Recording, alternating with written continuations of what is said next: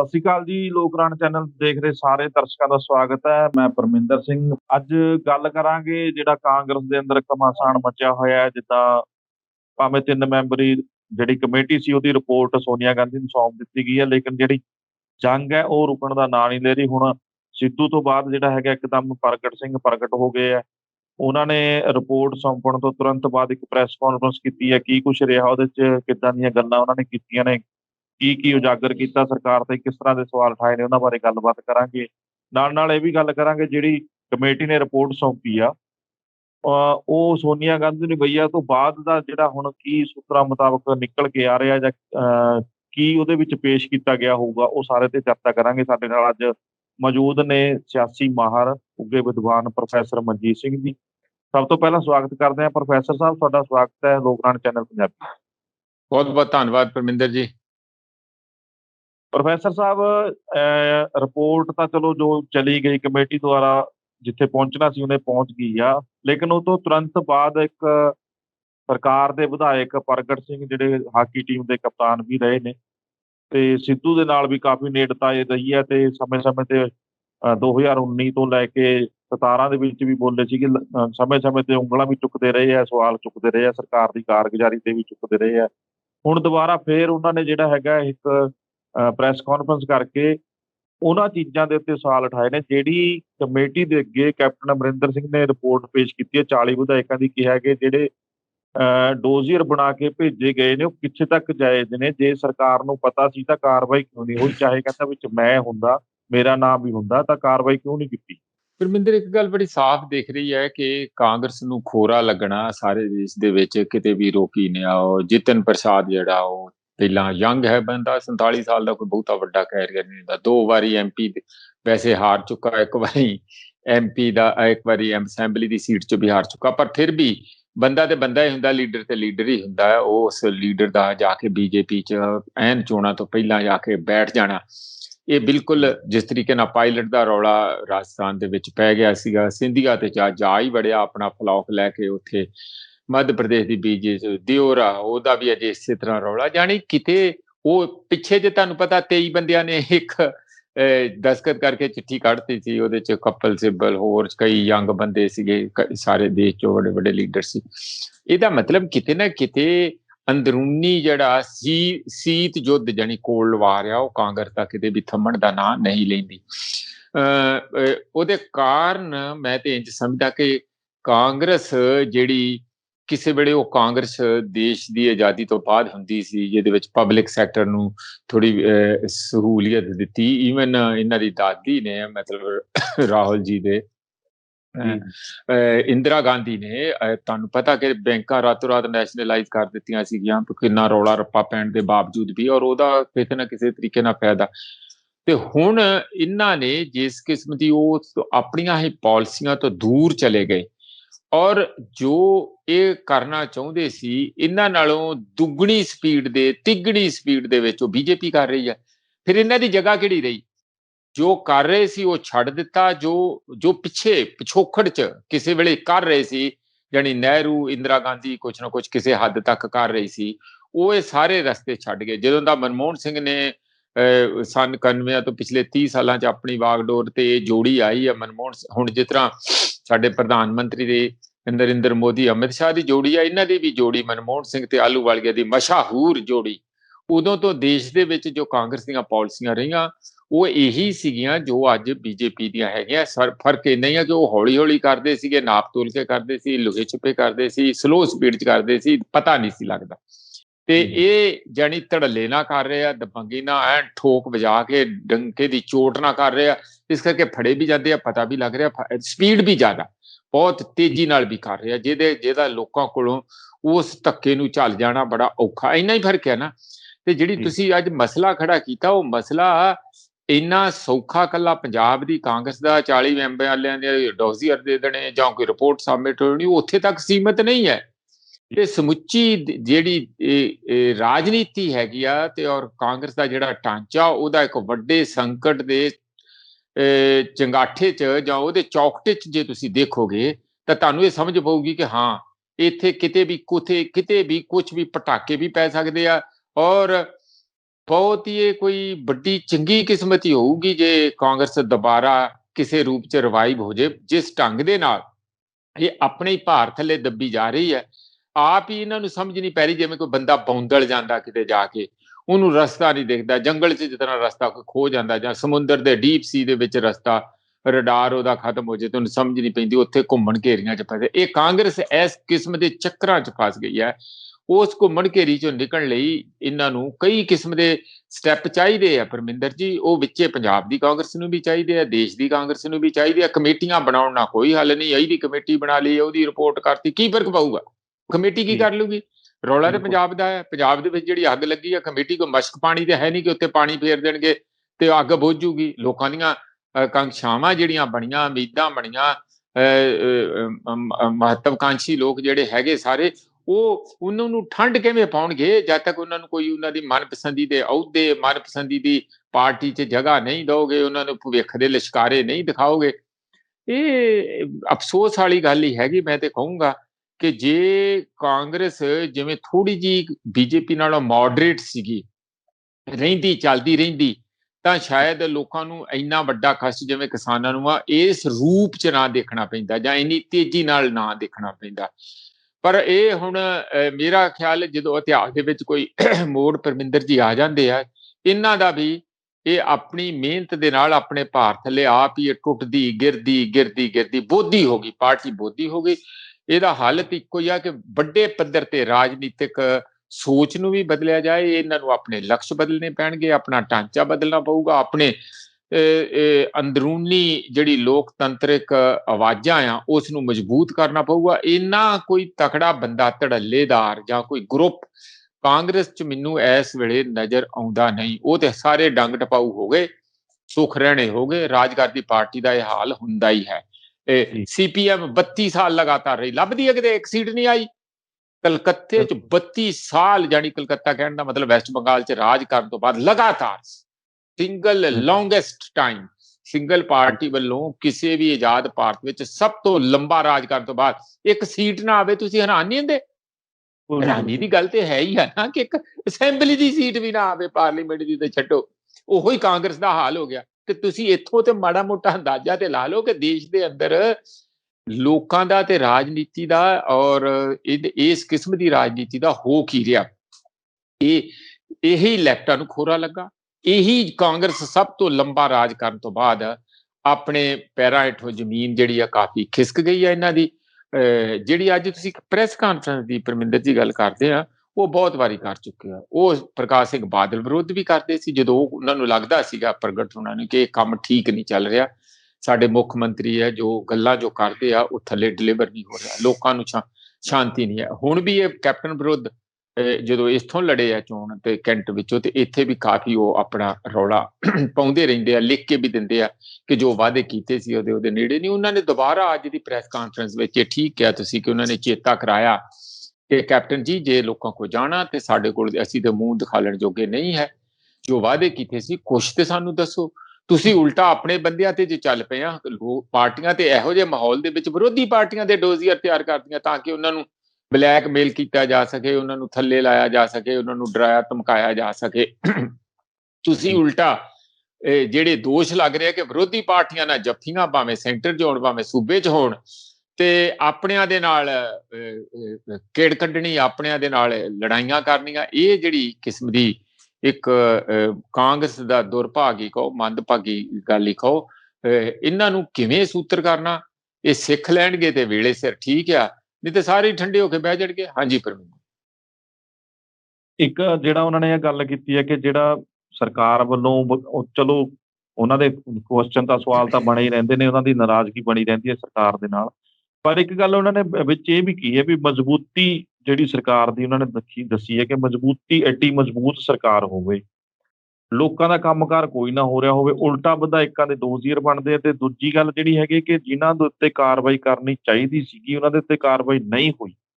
ਇਹ ਵੀ ਕਿਹਾ ਕਿ ਜਿਵੇਂ ਸੈਂਡ ਮਾਫੀਆ ਦੀ ਗੱਲ ਕੀਤੀ ਆ ਉਹਨਾਂ ਨੇ, ਤੇ ਇੱਕ ਨਵਾਂ ਜਿਹੜਾ ਪਹਿਲਾਂ ਸਿੱਧੂ ਨੇ ਵੀ ਚੁੱਕਿਆ ਸੀ, ਤੁਹਾਨੂੰ ਯਾਦ ਹੀ ਹੋਣਾ ਮਸਲਾ, ਜਦੋਂ ਕੇਬਲ ਮਾਫੀਆ ਦਾ ਚੱਕਿਆ ਸੀ ਉਹਨਾਂ ਨੇ, ਟਰਾਂਸਪੋਰਟ ਦਾ ਚੱਕਿਆ ਸੀਗਾ, ਉਹ ਚੱਲਦੀ ਬੱਸ ਵਾਲਾ, ਜਿਹੜਾ ਪਾਣੀ ਦੇ ਵਿੱਚ ਬੱਸ ਚੱਲੀ ਸੀ, ਉਹਦਾ ਵੀ ਮਸਲਾ ਬਥੇਰਾ ਪਹਿਲਾਂ ਚੱਕਿਆ ਸੀਗਾ ਉਹ ਸਾਰੇ।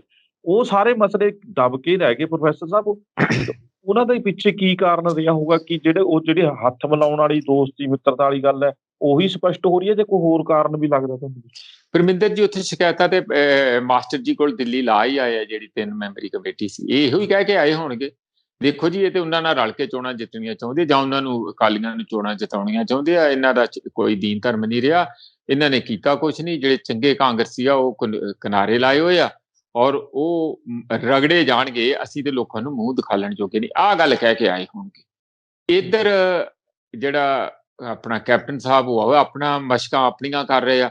ਉਹ 5 MP ਉਹਨਾਂ ਨੂੰ ਹੁਣੇ ਮਿਲ ਗਏ ਆ, 3 ਨੂੰ ਉਹ ਪਹਿਲਾਂ ਮਿਲੇ ਹੋਏ, ਉਹ MPਆਂ ਨੂੰ ਮਿਲ ਰਹੇ ਆ। ਇੱਧਰ 6 ਮਿਨਿਸਟਰ ਇੱਧਰੋਂ ਕਹਿੰਦੇ ਆ ਕਿ ਉਧਰ ਦਿੱਲੀ ਵੱਲ ਗਏ ਹੋਏ ਆ, 3 ਤੇ ਜਾ ਕੇ ਆਏ ਆ, ਕਹਿੰਦੇ 3 ਸਾਡੇ ਨਾਲ ਹੋ ਰਿਹਾ, ਕੈਬਨਿਟ ਦੇ 6 ਮਿਨਿਸਟਰ 17 ਚੋਂ ਉਧਰ ਨੂੰ ਜਾਣਾ ਇੱਕ ਆਪਣੇ ਆਪ 'ਚ ਵਰਟੀਕਲ ਸਪਲਿਟ ਤੇ ਨਜ਼ਰ ਆ ਰਹੀ ਹੈ। 40 MLA ਦਾ ਵੀ ਤੁਸੀਂ ਨਾਂ ਲੈ ਰਹੇ ਆ। ਇਹ ਪ੍ਰਗਟ ਹੋਣਾ ਵੱਲੋਂ ਇਹ ਗੱਲ ਸਾਫ਼-ਸਾਫ਼ ਸ਼ਬਦਾਂ 'ਚ ਦੱਸਣੀ ਵੀ ਅਸੀਂ ਜਦੋਂ ਵਾਅਦੇ ਕੀਤੇ ਸੀ, ਐਡੀ ਵੱਡੀ ਮਜ਼ਬੂਤ ਸਰਕਾਰ ਸੀ, ਸਿੰਗਲ ਪਾਰਟੀ ਸਰਕਾਰ ਸੀ, ਕੋਈ ਕਿਸੇ ਕੋਲੋਂ ਮਨਜ਼ੂਰੀ ਨਹੀਂ ਸੀ ਲੈਣੀ, ਕਿਤੇੋਂ ਮਨਜ਼ੂਰੀ ਨਹੀਂ ਸੀ ਨਾ ਲੈਣੀ, ਔਰ ਕੋਈ ਪੈਸੇ ਦੀ ਲੋੜ ਨਹੀਂ ਸੀ ਇਸ ਗੱਲ 'ਚ। ਹੁਣ ਮਾਫੀਏ ਨੂੰ, ਸੈਂਡ ਮਾਫੀਆ ਨੂੰ ਰੋਕਣਾ ਤੇ ਗੁੱਡ ਗਵਰਨੈਂਸ, ਐਡਮਿਨਿਸਟ੍ਰੇਟਿਵ ਡਿਸੀਜਨ ਲੈਣਾ ਨਾ। ਟਰੱਕ ਕਿਤੇ ਕੋਈ ਇਹੋ ਜਿਹੀ ਗੱਲ ਤੇ ਹੈ ਨਹੀਂ ਕਿ ਰਾਤ ਨੂੰ ਉਹ ਜਿਹੜੀ ਬਲਾਈਂਡ ਮਾਊਸ ਜਿਹਨੂੰ ਘੀਸ ਕਹਿੰਦੇ ਆ, ਚੁੱਪ ਕਰਕੇ ਪੈਰਾਂ ਥਾਣੀ ਲੰਘ ਜਾਂਦੀ, ਪਤਾ ਨਹੀਂ ਜੀ ਲੱਗਦਾ ਕੀ ਕਰੀਏ ਜੀ, ਕੋਈ ਕੀੜੀ ਹੈਗੇ ਤੇ ਟਰੱਕ ਲੰਘ ਜਾਂਦਾ ਹੈ ਕਿ ਪਤਾ ਨਹੀਂ ਲੱਗਦਾ। ਵੱਡੀਆਂ ਕਰੇਨਾਂ ਲੱਗੀਆਂ ਉੱਥੇ ਚੱਕਣ, ਰੇਤਾ ਬਜਰੀ ਥੱਲੇ ਜਿਹੜੇ ਪਹਾੜ ਚੁੱਕ ਕੇ ਖਾ ਗਈਆਂ, ਉਹ ਇੰਨਾ ਥੱਲੇ 20 ਫੁੱਟ 30 ਫੁੱਟ ਡੂੰਘਾ ਕਰਕੇ ਸਾਰਾ ਸਤਿਆਨਾਸ਼ ਕੰਢੀ ਦੇ ਏਰੀਏ ਦਾ ਕਰਤਾ। ਦਿਖਦਾ ਨਹੀਂ ਹੈ ਕਿਤੇ, ਉਹ ਮਸ਼ੀਨਾਂ ਕਿਤੇ ਛੋਟੀਆਂ ਜਿਹੜੀਆਂ ਲੱਗੀਆਂ। ਇਹ ਤੇ ਕੋਈ ਬਦਨੀਤੀ ਆ ਉਹਦਾ ਪ੍ਰਗਟ ਹੋਣਾ ਦਾ। ਇਸ ਗੱਲ ਦਾ ਕਹਿਣਾ ਬੜਾ ਸਾਫ਼ ਹੈ, ਮੈਨੂੰ ਲੱਗਦਾ ਉਹ ਲੋਕ ਆਵਾਜ਼ ਬਣ ਕੇ ਲੋਕ ਮੁੱਦੇ ਉਠਾ ਰਹੇ ਆ। ਮਾਫੀਏ ਤੇ ਇਹਨਾਂ ਨੇ 7-8 ਦਾ ਨਾਂ ਲਿਆ ਸੀ, ਜਿਹਦੇ ਚ cable mafia, transport mafia, drug mafia, ਇਸੇ ਤਰੀਕੇ ਨਾਲ ਰੇਤਾ ਬਜਰੀ ਵਾਲਾ ਮਾਫੀਆ, ਹੋਰ ਕਈ ਮੈਨੂੰ ਹੁਣ ਚੇਤਾ ਭੁੱਲ ਕੇ ਕਈ ਕਿਸਮ ਦੇ ਮਾਫੀਏ ਸੀਗੇ। ਤੇ ਉਹਨਾਂ ਤੇ ਐਕਸ਼ਨ ਕੋਈ ਨਹੀਂ ਕੀਤਾ, ਜਿਹਦੇ ਚ ਕੋਈ ਪੈਸੇ ਦੀ ਲੋੜ ਨਹੀਂ। ਇਹ ਤਾਂ ਗੱਲ ਮੈਂ ਸਮਝ ਸਕਦਾ ਕਿ ਪੈਸਾ ਨਹੀਂ ਸੀ ਜੀ। ਹੁਣ ਸ਼ਰਾਬ ਨੂੰ ਆਪਣੇ ਹੱਥ 'ਚ ਕਰਨੀ ਪੈਸਾ ਚਾਹੀਦਾ ਸੀ ਕਿ ਐਡਮਿਨਿਸਟ੍ਰੇਟਿਵ ਡਿਸੀਜਨ ਚਾਹੀਦਾ? ਡਰੱਗ ਨੂੰ ਰੋਕਣ ਲਈ ਐਡਮਿਨਿਸਟ੍ਰੇਟਿਵ ਡਿਸੀਜਨ ਚਾਹੀਦਾ ਆ, ਉਹਦੇ 'ਚ ਤਾਂ ਕੋਈ ਪੈਸੇ ਦੀ ਲੋੜ ਨਹੀਂ ਹੈਗੀ।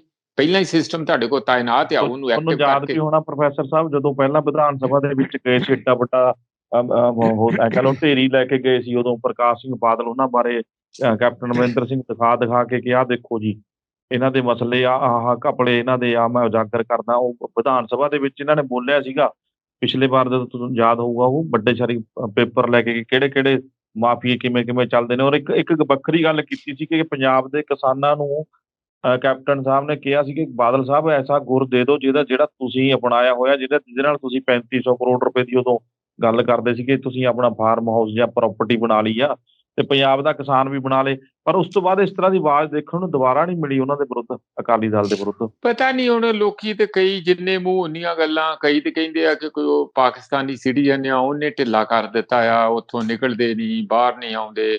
ਫਿਰ ਉਹ ਜਾਣੀ ਚੀਫ ਮਿਨਿਸਟਰ ਹੈਗੇ ਆ, ਨਾਲੋਂ ਨਾਲ ਰਾਜੇ ਵੀ ਤੇ ਹੈ, ਤੁਸੀਂ ਕਾਹਨੂੰ ਭੁੱਲ ਜਾਂਦੇ ਆ। ਫਿਰ ਕੈਪਟਨ ਵੀ ਹੈਗੇ ਆ, ਕਈ ਕਲਗੀਆਂ ਨਾ, ਉਹ ਸਾਰੀਆਂ ਕਲਗੀਆਂ ਲਾ ਲੂ ਕੇ ਕੁੱਲ ਮਿਲਾ ਕੇ ਜਿਹੜੇ ਲੋਕਾਂ ਤੱਕ ਜਿਹੜਾ ਉਹ ਪਹੁੰਚਣੀ ਸੀ ਉਹਨਾਂ ਦੀ ਸ਼ਕਤੀ, ਔਰ ਉਸ ਸ਼ਕਤੀ ਨੇ ਥੱਲੇ ਧਰਾਤਲ ਤੇ ਸਫਾਈਆਂ ਕਰਨੀਆਂ ਸੀ, ਉਹ ਬਾਹਰ ਨਹੀਂ ਆਈ। ਕੁਛ ਕਰੋਨਾ ਦਾ ਬਹਾਨਾ ਵੀ ਲੱਗ ਗਿਆ ਕਿ ਹੁਣ ਤੇ ਚਲੋ ਜੀ ਹੋਰ ਮੌਜਾਂ। ਰਾਜਿਆਂ ਮਹਾਰਾਜਿਆਂ ਨੂੰ ਤੇ ਵੈਸੇ ਹੀ ਕਰੋਨਾ ਵਰਗੇ ਹੀ ਹਾਲਾਤ ਰਹਿੰਦੇ, ਉਹ ਕਿੱਥੇ ਮਹਿਲਾਂ ਚੋਂ ਬਾਹਰ ਨਿਕਲਦੇ, ਕਦੀ ਨਹੀਂ ਨਿਕਲਦੇ ਸੀ। ਕਦੀ ਨਿਕਲ ਆਏ, ਬਹੁਤ ਬੜੇ ਛਮਾਈ ਬਾਅਦ, ਇੱਕ ਅੱਧਾ ਦਿਨ। ਹੁਣੇ ਚੋਣਾਂ 'ਚ 2-4 ਰੈਲੀਆਂ 'ਚ ਦਿਸ ਪੈਣਗੇ, ਉਦੋਂ ਬਾਅਦ ਫਿਰ ਜਾ ਵੜਨਗੇ ਆਪਣੇ ਮਹਿਲ 'ਚ। ਇਹੀ ਹਾਲਤ ਹੈਗੀ ਆ। ਇਹ ਜੋ ਮੈਂ ਹੁਣ ਕੀ ਕਵਾਂ, 77 ਬੰਦੇ ਇਹਨਾਂ ਦੇ ਚੁਣੇ ਗਏ, ਫਿਰ ਬਾਅਦ 'ਚ ਮੇਰੇ ਖਿਆਲ 22 ਇਲੈਕਸ਼ਨਾਂ ਕਰਕੇ 80 ਤੱਕ ਪਹੁੰਚ ਗਏ। ਬਿਲਕੁਲ ਠੀਕ ਪ੍ਰਗਟ ਹੋਣੀ ਕਹਿੰਦੇ ਵੀ ਇਹਦੋਂ ਵੱਡੀ ਮਜ਼ਬੂਤ ਸਰਕਾਰ ਹੋਰ ਕੀ ਹੋ ਸਕਦੀ ਸੀ? ਜੇ ਕਰਦੇ ਤੇ ਕਰ ਸਕਦੇ ਸੀ, ਹੁਣ ਨਹੀਂ ਕੀਤਾ, ਤੇ ਇਸ ਕਰਕੇ ਵਿਰੋਧਤਾ ਵੀ ਆ, ਰੋਸ ਵੀ ਆ। ਇਹੀ ਗੱਲ ਹੈ ਨਾ, ਸਾਰੇ ਉਹੀ ਕਹਿੰਦੇ। ਹੁਣ ਇਹ ਮੈਨੂੰ ਨਹੀਂ ਲੱਗਦਾ, ਮੈਂ ਤੁਹਾਨੂੰ ਸੱਚੀ ਗੱਲ ਇੱਕ ਹੋਰ ਦੱਸ ਦਿਆਂ, ਕੁਛ ਇਹਨਾਂ ਦੇ ਧੜੇ 'ਚ ਬੰਦੇ ਚੰਗੇ ਆ, ਨਵਜੋਤ ਸਿੱਧੂ ਦਾ ਅਕਸ਼ ਚੰਗਾ, ਪ੍ਰਗਟ ਸਿੰਘ ਬਾਰੇ ਵੀ ਕੋਈ ਬਹੁਤੀ ਨੈਗੇਟਿਵ ਕਿਸੇ ਕਿਸਮ ਦੀ ਚਰਚਾ ਤੁਹਾਨੂੰ ਸੁਣਨ ਨੂੰ ਨਹੀਂ ਮਿਲਦੀ। ਉਹ ਰੌਲਾ ਵੀ ਚੰਗੇ ਤਰੀਕੇ ਨਾਲ ਧੜੱਲੇ ਨਾ ਪਾਉਂਦੇ ਆ। ਬਾਕੀ ਬੰਦਿਆਂ ਦਾ ਵੀ ਰਿਲੇਟਿਵਲੀ ਤੇ ਚਲੋ ਹੋ ਸਕਦਾ ਜਿਹੜੇ ਇਸ ਵੇਲੇ ਰਾਜ ਦਾ ਮਜ਼ੇ ਲੈ ਰਹੇ ਉਹਨਾਂ ਨਾਲੋਂ ਬੈਟਰ ਹੋਣ, ਪਰ ਉਹ ਵੀ ਆਪਣਾ ਬਲੂ ਪ੍ਰਿੰਟ ਦੱਸਣ ਨਾ। ਕੱਲ ਨੂੰ ਲੋਕ ਇਹਨਾਂ ਨੂੰ ਲੈ ਆਉਣ। ਮੰਨ ਲਓ ਹੁਣ ਮੈਂ ਇਹ ਕਹਿਣਾ ਕਿ ਕਾਂਗਰਸ ਨਵਜੋਤ ਸਿੰਘ ਸਿੱਧੂ ਨੂੰ ਪੰਜਾਬ ਦਾ ਪ੍ਰਧਾਨ ਬਣਾ ਦਿੰਦੀ ਹੈ, PPC ਜਿਹੜੀ ਹੁੰਦਾ ਪੰਜਾਬ ਪ੍ਰਦੇਸ਼ ਕਾਂਗਰਸ ਕਮੇਟੀ ਦਾ ਪ੍ਰਧਾਨ ਬਣਾ ਦਿੰਦੀ ਹੈ, ਉੱਥੇ ਪ੍ਰਧਾਨ ਨੂੰ ਇੱਕ ਕਲਗੀ ਕਿਹੜੀ ਉੱਥੇ ਕੋਈ ਵੱਡਾ ਜਹਾਜ਼ ਦੇਣਾ ਆ 10,000 ਕਰੋੜ ਵਾਲਾ ਮੋਦੀ ਵਾਂਗੂ ਥੋੜੀ ਦੇਣਾ ਆ। ਉਹ ਉਂਝ ਹੀ ਇੱਕ ਡੈਜ਼ਿਗਨੇਸ਼ਨ ਹੀ ਦੇਣਾ ਨਾ, ਉਹ ਦੇ ਦੇਣਗੇ। ਫਿਰ ਰੌਲਾ ਪੈ ਜਾਊਗਾ, ਸਾਲ 'ਚ ਇਲੈਕਸ਼ਨਾਂ ਹੋ ਜਾਣਗੀਆਂ, ਪ੍ਰਧਾਨਗੀ 'ਚ ਇਲੈਕਸ਼ਨਾਂ ਜਿੱਤੀਆਂ ਜਾਣਗੀਆਂ। ਇਸ ਕਿਸਮ ਦਾ ਕੰਮ ਤੇ ਹੋ ਸਕਦਾ, ਪਰ ਮੰਨ ਲਓ ਸਿੱਧੂ ਸਾਹਿਬ ਦਾ ਧੜਾ ਅਗਲੀ ਵਾਰ ਚੋਣਾਂ 'ਚ ਕਾਮਯਾਬ ਹੋ ਜਾਂਦਾ, ਫਿਰ ਕੀ ਇਹਨਾਂ ਕੋਲ ਕੋਈ ਨਵੀਂ ਨੀਤੀ ਹੈਗੀ ਆ, ਕੋਈ ਨਵਾਂ ਤਰੀਕਾ ਹੈਗਾ? ਕਿੱਦਾਂ ਕਰਨਗੇ, ਕਿਵੇਂ ਕਰਨਗੇ, ਕਿਵੇਂ ਲੋਕ ਭਰੋਸਾ ਕਰਨ, ਕਿਉਂ ਲੋਕ ਬਾਰ-ਬਾਰ ਭਰੋਸਾ ਕਰਨ? ਇਸ ਗੱਲ ਦਾ ਵੀ ਸੋਚਣਾ ਪਊਗਾ ਇਹਨਾਂ ਲੀਡਰਾਂ ਨੂੰ, ਜਿਹੜੇ ਅੰਦਰੂਨੀ ਤੌਰ ਤੇ ਇੱਕ ਯੁੱਧ ਕਰ ਰਹੇ ਆ। ਉਹ ਤੇ ਚੰਗੀ ਗੱਲ ਆ, ਕਰਨਾ ਚਾਹੀਦਾ, ਕੈਪਟਨ ਦੀ ਜਵਾਬਦੇਹੀ ਤੈਅ ਹੋਣੀ ਚਾਹੀਦੀ ਹੈ।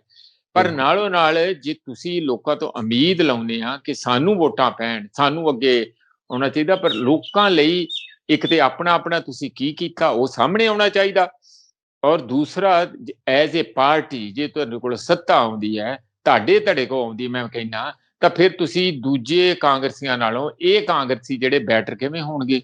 ਕਿ ਇਹ ਜੇ ਲੋੜ ਪਵੇ ਤਾਂ ਜਿਹੜੀ ਸੈਂਟਰ ਦੀ ਕਮਾਂਡ ਆ ਉਹਦੇ ਤੋਂ ਬਾਗੀ ਹੋ ਕੇ ਕੋਈ ਪੰਜਾਬ ਦੇ ਹਿੱਤ 'ਚ ਬੋਲਣਗੇ, ਕਿਤੇ ਲੋੜ ਪੈ ਸਕਦੀ, ਅਕਸਰ ਲੋੜ ਪੈ ਸਕਦੀ। ਇਹ ਸਾਰੀਆਂ ਗੱਲਾਂ ਆਪਣੇ ਆਪ 'ਚ ਬੜੀਆਂ ਸਾਫ਼ ਸੁਥਰੀਆਂ ਹੋਣੀਆਂ ਚਾਹੀਦੀਆਂ। ਇਹ ਨਾ ਹੋਵੇ ਕਿ ਜਿਹੜੀਆਂ ਦੂਜੀਆਂ ਪਾਰਟੀਆਂ ਦੀਆਂ ਕਮਜ਼ੋਰੀ ਦਾ ਫਾਇਦਾ ਉਠਾ ਕੇ ਇਹ ਆਪਸੀ ਲੜਾਈ ਝਗੜੇ ਦਾ ਡਰਾਮਾ ਕਰਕੇ ਮੁੜ ਕੇ ਜੋ ਪਹਿਲਾਂ 5 ਸਾਲ ਲੋਕਾਂ ਨੇ ਸੰਤਾਪ ਭੁਗਤਿਆ ਉਹ ਫਿਰ 5 ਸਾਲ ਉਸੇ ਰੂਪ 'ਚ ਹੀ ਭੁਗਤਣਾ ਪੈ ਜੇ। ਇਹ ਨਾ ਕਿਤੇ ਬਾਰ-ਬਾਰ ਧੋਖਾ ਹੋ ਜੇ। ਲੋਕ ਬੜੇ ਅੱਕੇ ਹੋਏ ਆ, ਲੋਕ ਬੜੇ ਥੱਕੇ ਹੋਏ ਆ, ਔਰ ਲੋਕ ਬੜੇ ਗੁੱਸੇ 'ਚ ਵੀ ਆ, ਇਹ ਵੀ ਸਮਝ ਲੈਣਾ ਚਾਹੀਦਾ।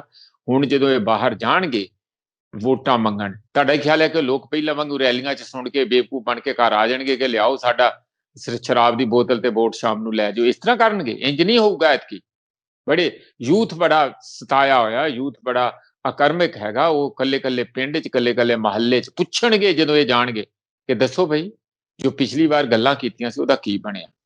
ਔਰ ਦੂਸਰਾ ਇਹ ਮੌਕਾ ਹੈਗਾ ਮੇਰਾ ਖਿਆਲ ਕਿ ਜਿਹੜੀ ਅੰਦਰੂਨੀ ਇਹ ਵਿਰੋਧਤਾ ਕਰ ਰਹੇ ਆ ਸਾਡੇ ਲੀਡਰ ਪਰਮਿੰਦਰ ਜੀ, ਇਹ ਥੋੜੇ ਜਿਹੇ ਚੋਣ ਸੁਧਾਰਾਂ ਦੀ ਵੀ ਗੱਲ ਜ਼ਰੂਰ ਕਰਨ, ਕਿ ਕੁਛ ਨਾ ਕੁਛ ਸੁਜੈਸ਼ਨ ਦੇਣ ਕਿ ਕਿਵੇਂ ਸਾਡਾ ਸਿਸਟਮ, ਇਹ ਨਹੀਂ ਕਿ ਇੱਕ ਵਾਰੀ 5 ਵੋਟਾਂ ਲਈਆਂ ਤੇ 5 ਸਾਲ ਬਾਅਦ ਮੁੜ ਕੇ ਮੌਜਾਂ ਕੀਤੀਆਂ, 5 ਸਾਲਾਂ ਬਾਅਦ ਫੇਰ ਚਲੇ ਗਏ, ਇੰਜ ਨਹੀਂ।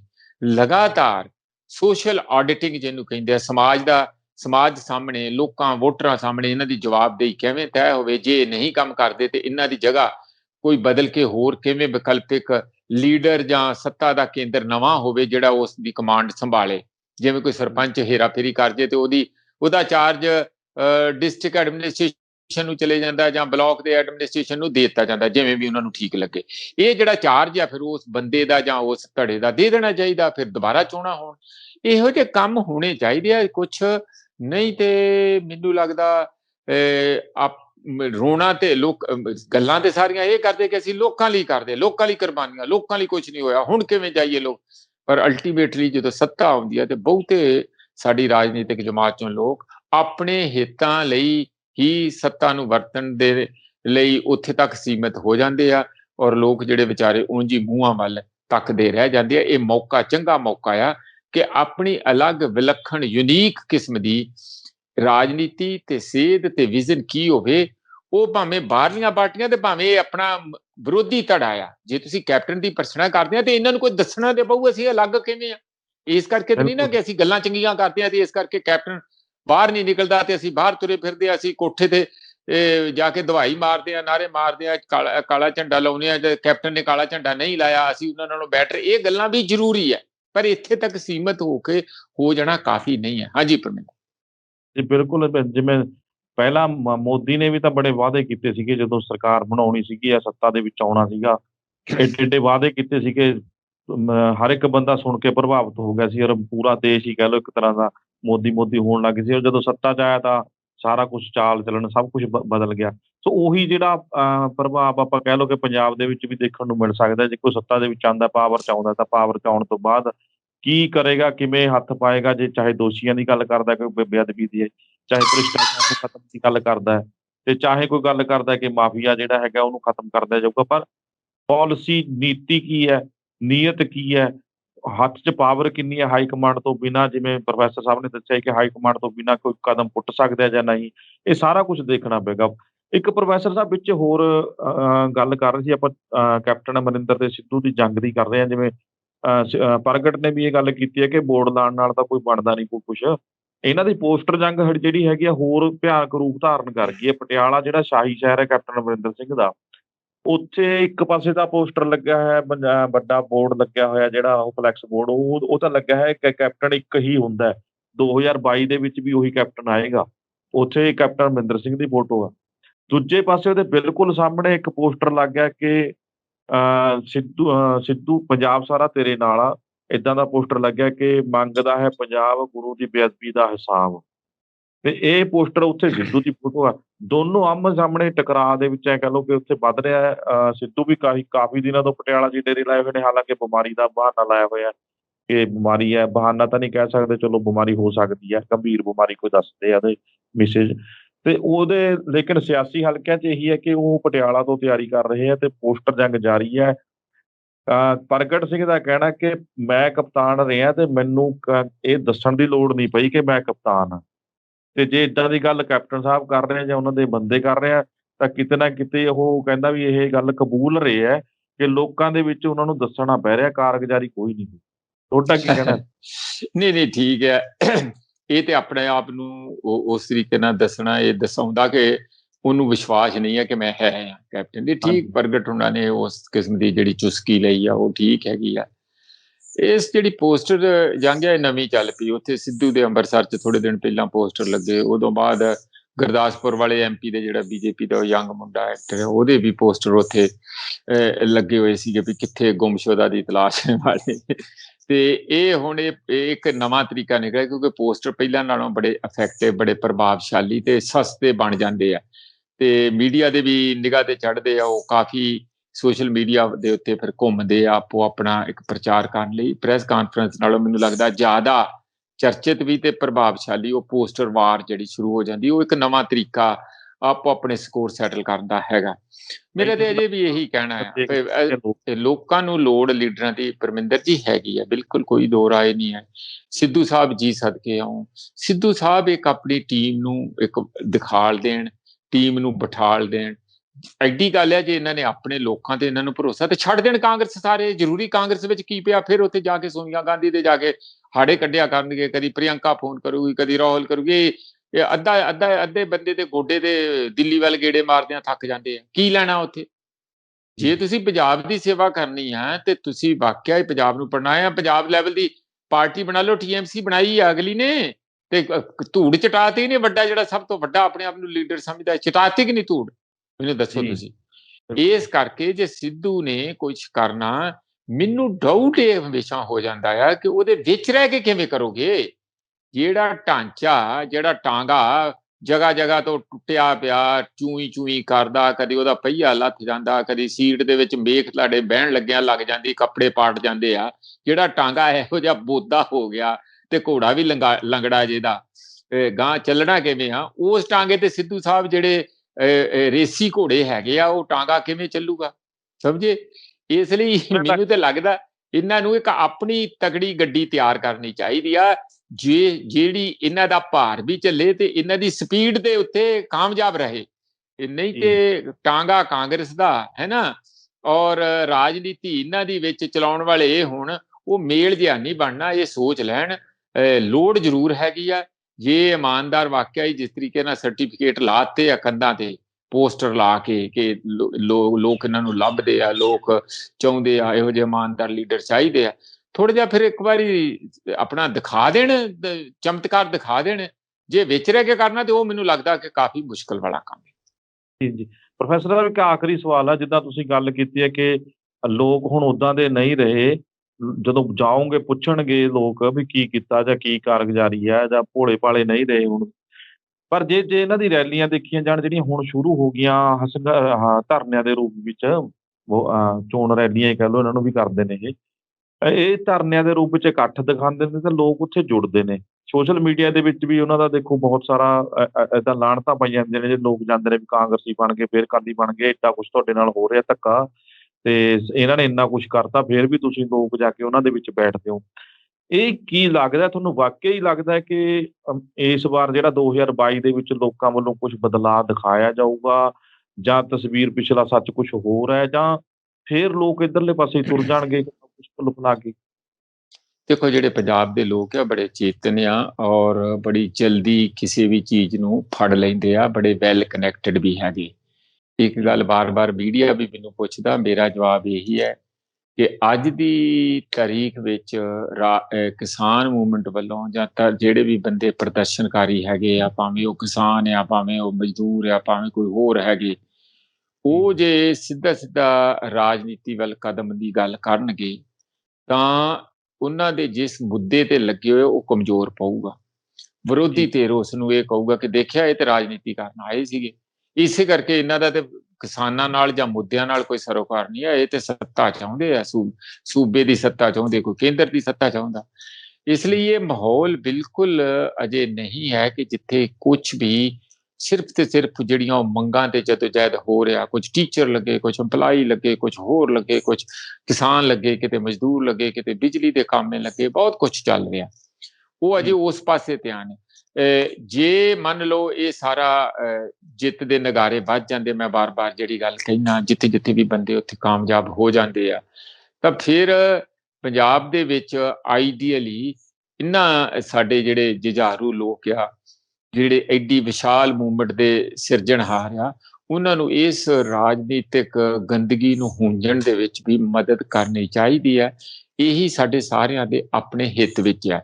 ਤੇ ਇਸ ਗੱਲ ਦੀ ਪਰਵਾਹ ਨਹੀਂ ਕਰਨੀ ਚਾਹੀਦੀ ਕਿ ਲੋਕ ਇਹ ਕਹਿਣਗੇ ਕਿ ਦੇਖੋ ਤੁਸੀਂ ਵੀ ਪਹਿਲਿਆਂ ਦੀ ਜਗ੍ਹਾ ਨਵੇਂ ਸੱਤਾ ਦੇ ਲਾਲਚੀ ਆ ਗਏ।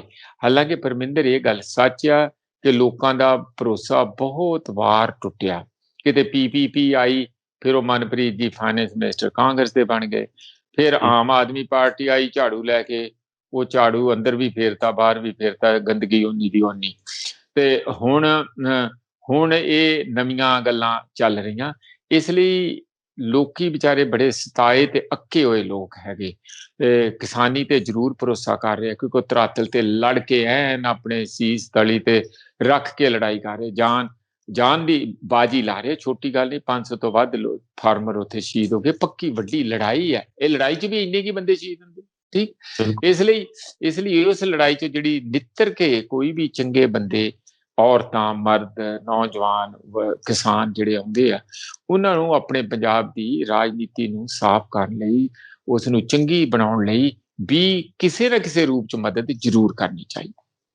ਜੀ, ਤੋ ਪ੍ਰੋਫੈਸਰ ਸਾਹਿਬ ਧੰਨਵਾਦ ਤੁਹਾਡਾ, ਸ਼ੁਕਰੀਆ ਜੀ, ਤੁਸੀਂ ਬੜਮੁੱਲੇ ਵਿਚਾਰ ਜਿਹੜੇ ਦਰਸ਼ਕਾਂ ਨਾਲ ਸਾਂਝੇ ਕੀਤੇ ਆ। ਬਹੁਤ ਬਹੁਤ ਸ਼ੁਕਰੀਆ ਪਰਮਿੰਦਰ ਜੀ, ਤੁਹਾਡਾ, ਤੁਹਾਡੀ ਟੀਮ ਦਾ, ਸਾਡੇ ਸਰੋਤਿਆਂ ਦਾ ਬਹੁਤ ਬਹੁਤ ਧੰਨਵਾਦ।